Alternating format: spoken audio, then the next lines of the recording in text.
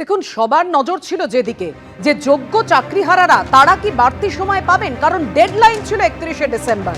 নবম, দশম ও একাদশ দ্বাদশে নিয়োগ প্রক্রিয়া শেষের সময়সীমা বাড়লো।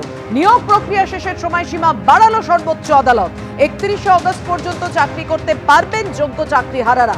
2025-এর 31শে ডিসেম্বরের বদলে সময়সীমা বেড়ে 2026-এর 31শে অগস্ট হলো। 8 মাস বাড়ল নিয়োগ প্রক্রিয়া শেষের সময়সীমা। 31শে অগস্ট পর্যন্ত চাকরি করতে পারবেন যোগ্য চাকরিহারারা। 31শে অগস্ট পর্যন্ত বেতন পাবেন যোগ্য চাকরিহারারা।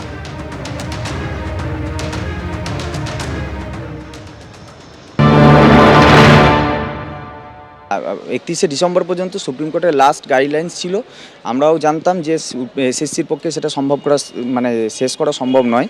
তার জন্য এসএসসিকে যেতেই হবে এক্সটেনশনের জন্য। কিন্তু আমরা একটু আশঙ্কিত ছিলাম যে কি হবে, আসলে আদৌ এক্সটেনশন দেবে কিনা, কোর্টের মর্জির উপর ডিপেন্ড করছে সব কিছু।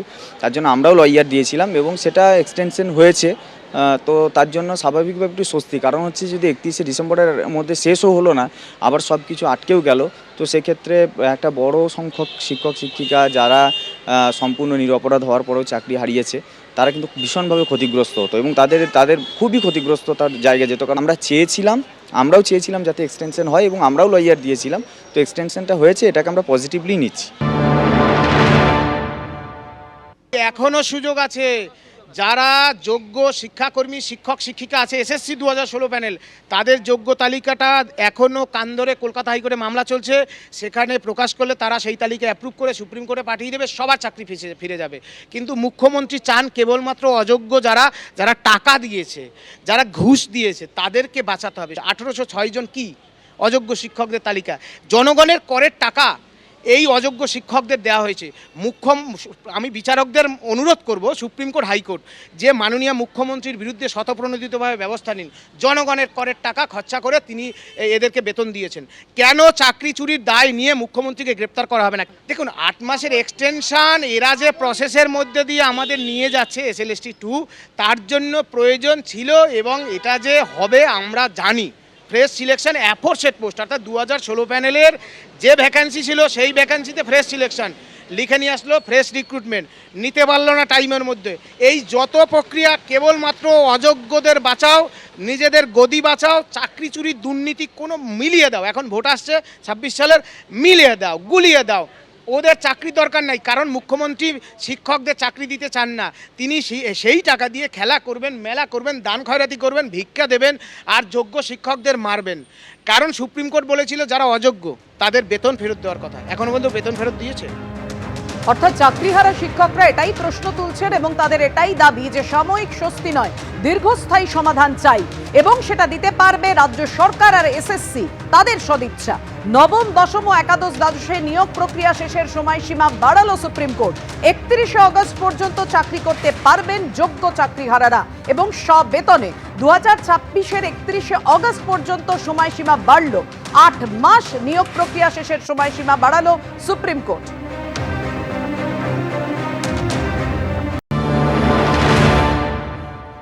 এটা কাম্যই ছিল, কারণ একটা নিয়োগ প্রক্রিয়া হতে কতটা সময় লাগতে পারে সেটা যারা করে এবং যারা এই প্রসেসের মধ্যে দিয়ে যায় তারাই জানে। এটা কখনোই 2-3 মাস, 4 মাস, 5 মাসে একটা নিয়োগ প্রক্রিয়া শেষ হওয়ার মতো নয়।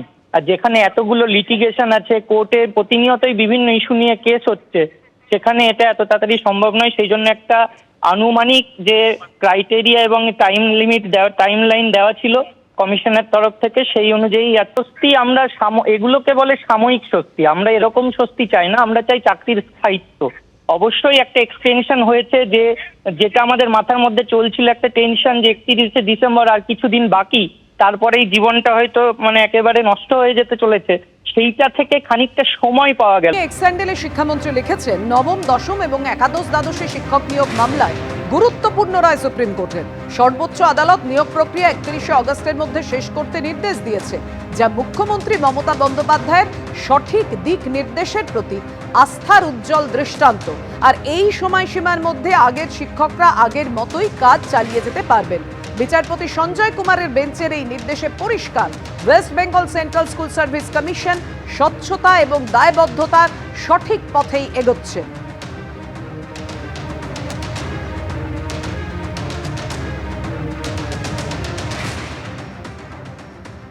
আর এই নিয়ে বিকাশ রঞ্জন ভট্টাচার্য এবং কল্যাণ বন্দ্যোপাধ্যায় আইনজীবী কি বলেছেন পরপর।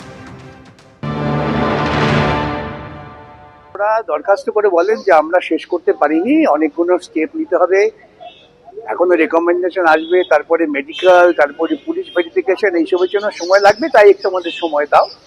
তা আদালত ওদের আগস্ট পর্যন্ত সময় দিয়েছে। আপনারা তো একটা আপত্তি জানাচ্ছিলেন।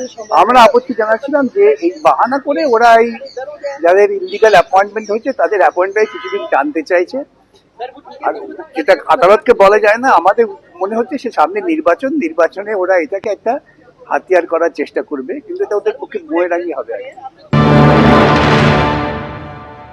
সুপ্রিম কোর্টকে আমরা দেখালাম যে আমরা সব স্টেপ নিয়ে নিয়েছি, কিন্তু একটা প্রসেসের মধ্যে আছে। তো যেমন আমরা 11-12-এর ফাইনাল লিস্ট, সিলেক্ট লিস্ট আমরা 7 জানুয়ারিতে বার করতে পারবো, এবং 15 জানুয়ারি থেকে আমাদের কাউন্সিলিং করতে 4 মাস লাগবে।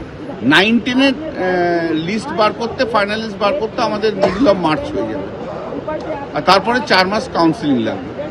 তা সুপ্রিম কোর্ট ওই জন্য 31 আগস্ট পর্যন্ত, যেটা 31 ডিসেম্বর পর্যন্ত ছিল, সেটাকে এক্সটেন্ড করে দিয়েছে এক্সটেনশন। এবং এই 31 ডিসেম্বর পর্যন্ত যারা যারা চাকরিতে ছিল তারা চাকরিটা 31 আগস্ট পর্যন্ত করতে পারে। অতৃপ্ত আত্মার জন্য আমাদের এই সমস্ত হচ্ছে।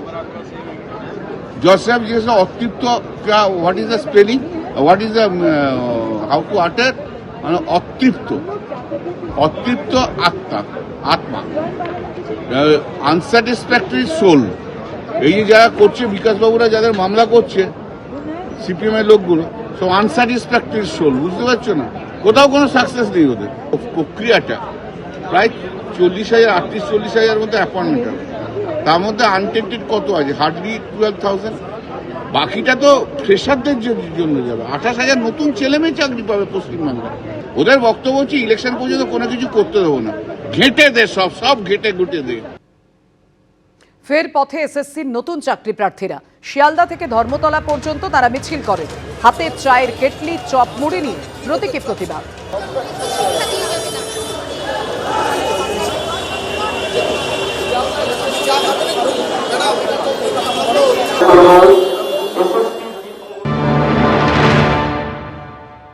আমরা শিয়ালদা স্টেশনে আছি, সেখানে দেখতে পাচ্ছি প্রচুর নতুন চাকরি প্রার্থী এইভাবেই জড়ো হয়েছেন, এইভাবে প্রতীকী প্রতিবাদ করতে। এবং ডান দিকে আমরা যাকে দেখতে পাচ্ছি আরেকজন চাকরি প্রার্থী, তিনি রীতিমতো চায়ের কেটলি হাতে চা বিক্রি করার ঢঙে তিনি আন্দোলন করছেন। দেখুন, আমরা ফ্রেশাররা লাঞ্ছনা, বঞ্চনা, গঞ্জনার শিকার, আমরা চক্রান্তের শিকার। আমাদের সঙ্গে চক্রান্ত করা হয়েছে, ষড়যন্ত্র করা হয়েছে, যে ফ্রেশারদের ডিভাইড করা হচ্ছে, ফ্রেশারদের সঙ্গে চক্রান্ত করা হচ্ছে, যে আমরা ফ্রেশারদের কিছু সুযোগ দিয়েছি, কিন্তু যখন প্যানেল লিস্ট বেরোবে তখন দেখা যাবে যে ফ্রেশারদের নাম শেষের দিকে। কিন্তু এইভাবে মুড়ি, চপ, সিঙ্গারা নিয়ে আপনারা মিছিল করছেন। এটাই আমাদের ভবিষ্যৎ প্রজন্মকে দেখাতে চাইছি যে তোমাদের পড়াশোনা করে কি হবে, তাদের গার্জিয়ানকে দেখাতে চাইছি আপনারাও প্রতিবাদে নামুন। এবিপি আনন্দ, এগিয়ে থাকে, এগিয়ে রাখে।